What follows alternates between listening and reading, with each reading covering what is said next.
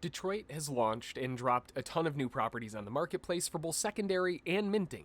With every new area added, we're left asking if Upland should continue adding more properties or if they should back off the gas pedal a little bit.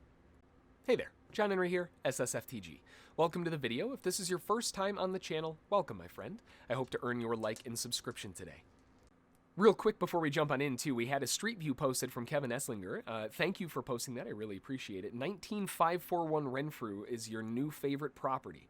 19541. Let's take a look at this bad boy. Ooh, man.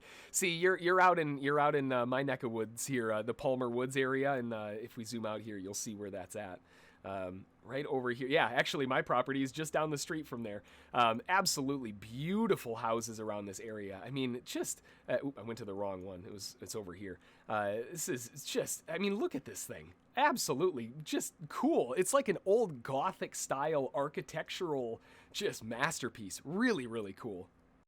Thank you, Turbo TV, for posting the question for the topic of the video today. There are currently more than 600,000 unminted properties in Upland. About 265,000 are located in Detroit. The rest are in Nashville, Kansas City, and Los Angeles. What are your thoughts on property oversupply and the long-term value of props in Upland? Great question. Thank you for posting it. Let me preface the entire video with this, okay? I am but a lowly day trader and educator. A lot of references that I'm going to make are going to come from trading as a perspective, because that's my background. But I am not an economist. This is just my thoughts and opinions being applied to Upland. I would love to hear your thoughts as well, because this is kind of an interesting one. Property saturation and oversupply is something that I 100 million% sure that Upland takes into consideration. That's the biggest thing that Detroit brought was really just affordable property NFTs for new players, something that it's been sorely missing for months now. Now that new players, have a haven to move into, it really allows the secondary market to kind of flourish in these areas, because for FSA properties and new players, they've got some seriously cheap properties that they can work with. And, sure, if we're looking across the board, there was a drastic pullback on floor prices ahead of Detroit, but that happens ahead of every launch. We've got to analyze what this brings to the table for the economy and, in the Upland metaverse as a whole. The last few reports that I saw posted on Google with a quick search showed that we had user base growing from 60,000 active users in November of 21, that was reported from Tech Times, to over 200,000 active users in December, and that was posted on Reddit. If that kind of growth continues and is real, then the issue won't be oversaturation or oversupply, it'll be scarcity.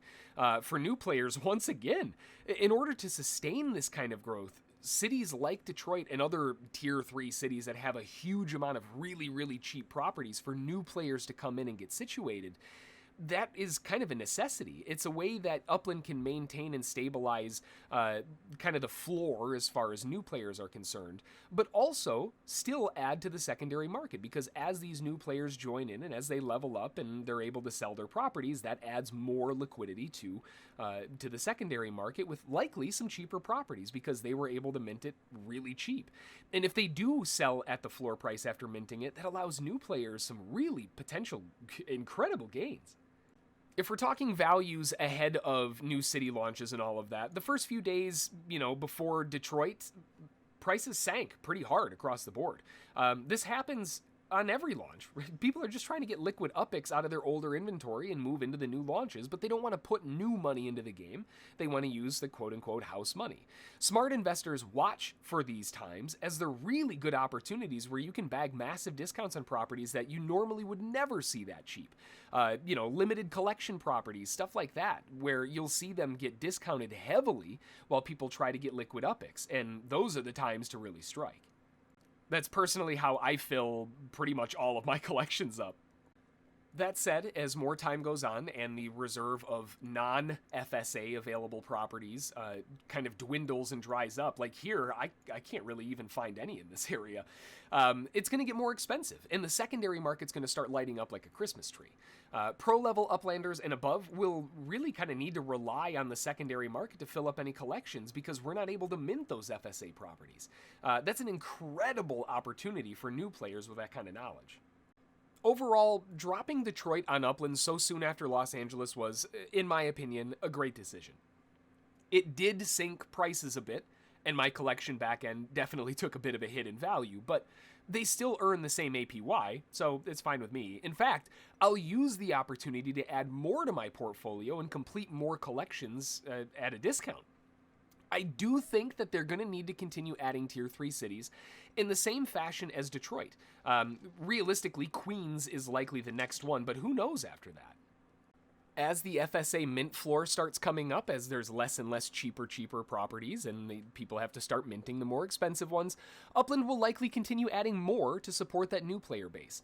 One of the big draws, and one of the things that Upland uses as kind of a sales pitch, is the fact that you don't have to come in with bajillions of dollars to get started. You know, looking at like the Bored Ape Club and some of these other NFT things, I mean, those are tens, hundreds of thousands of dollars. This is a totally different ballgame, right? We're approaching this in a different way, and that's kind of their whole shtick. That's what they're pushing for. Not to say that the top end and the crazy expensive properties and all of that aren't going to be part of the game. I mean, look at Manhattan. Now, to be fair, Manhattan has also seen a pretty big pullback, and it was kind of a targeted area. But, you know, it's something to kind of consider where as that FSA mint floor starts coming up, they're going to have to do something to support that new player base if they want to stick to that motto. Now, this doesn't have to push back against older explorers. I mean, sure, we all take a hit in value ahead of any release.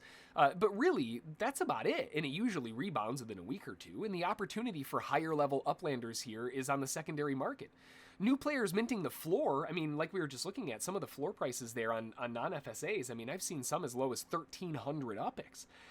New players who are minting the floor and looking to flip when they're able to sell their properties, the floor price right now, it's $3.99. So if we were to put that in UPIX, is about 4,000, right? So 4,000 UPIX, and where's the last UPIX value? 4,900. So if you went through and minted a property at 1,300 and you were able to sell that FSA property, granted you can only sell 2 FSA properties a week, but that's a monster return. That's crazy. So as long as they're adding those new cities when needed to stabilize the economy and support new player growth, it's going to be a good thing. But that will be a big balancing act. If they add too many, it's going to add a lot of unnecessary pressure via supply to the market, dragging prices down for an extended period of time rather than just a few days. They seem to be doing it smart so far, and even with the hiccups along the way with some of the technical glitches and all of that, I feel as though Upland is one of the best NFT investments someone could have in the metaverse. And on top of that, it's not just like, oh, cool, I bought a JPEG. Like, here's my Bored Ape, awesome, you know? I mean, I know there's a lot more to that, but at least this is kind of entertaining if this is your jam. I hope this helps both answer your question, Turbo TV, and again, thank you for posting that, I really appreciate it, as well as shed some light on how I'm seeing the economy at the moment. If you aren't in Upland yet, not only is Detroit one of the best times to join for new players, but with my new promo link in the description, you get 6,000 starting UPIX instead of 4,500. This gets you moving towards your Uplander status level up incredibly fast, so you can start selling your properties and raking in profits ASAP. Get involved. There seriously hasn't been a better time. If you have any questions, thoughts, topics for new videos, or even an amazing street view that you'd love to share with everyone, drop it in the comments below. I always love hearing from you all. Have an amazing day out there, and thanks for watching.